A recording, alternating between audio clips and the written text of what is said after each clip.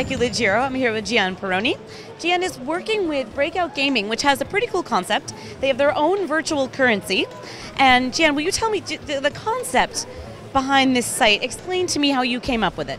Okay, well, it obviously wasn't my idea. I've been asked to come in and help with the marketing and with the, as a gaming advisor as well. But it's kind of interesting because it's doing two things that are really unique. One is there's a unique mix of games that doesn't exist right now. It combines, traditional poker, casino, but also fantasy sports, fantasy esports, crypto fantasy games.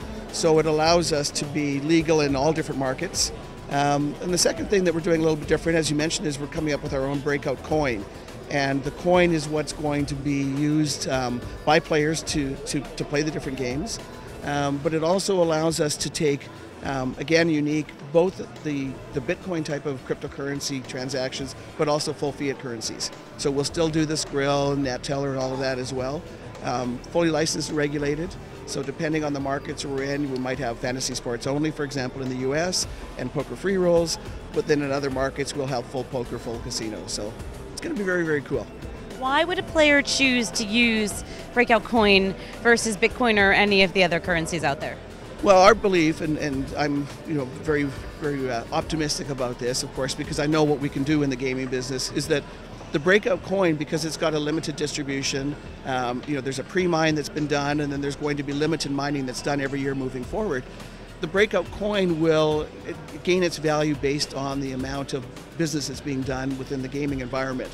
So what will happen is, for example, if we had a gaming site that was bringing in something very reasonable, let's say it was $10 million a month in deposits, okay, which is extremely doable. We only have 2 million new Breakout coins being mined every year, so the value of those Breakout coins is going to be supported by the gaming, but it's also going to increase because of that. Because we're legal and regulated, we have to have the actual currency to back up people's deposits. We're always going to have liquidity in there so that we don't run into the full tilt type of issue where the players' funds weren't available. So that means if somebody comes in and they use, let's say, Skrill to make a deposit, and they buy $100 worth of chips, we have to go out and buy the Breakout coins themselves to be able to support that and to make sure that that liquidity is available for players. So if we get $10 million in deposits and it's a mix of, say, fiat and Bitcoin, we have to have $10 million worth of Breakout coin. Because there's a limited amount of Breakout coins, it's going to support the value and increase the value of the Breakout coin. So that's the concept. Okay. So you mentioned that it's fully licensed, regulated, your Breakout Gaming. But I know that regulators have some issues with Bitcoin. They don't know what it is. They don't. So why is it that you are completely regulated and licensed when you've got a virtual currency behind your product? Okay, that's a great question. There are several jurisdictions now that support Bitcoin type gaming. One of them's in Curacao, the other one's in Kanawaki. But also it's been made very clear that Isle of Man, Alderney, Gibraltar, they're all looking at Bitcoin right now. LGA, even though they've said no, I think it's inevitable that what we're going to see is that pretty much everybody that's in this conference now, within the next couple of years, will be taking cryptocurrencies. This is a really cool concept, and I know that you have some really big names from the poker community behind your product.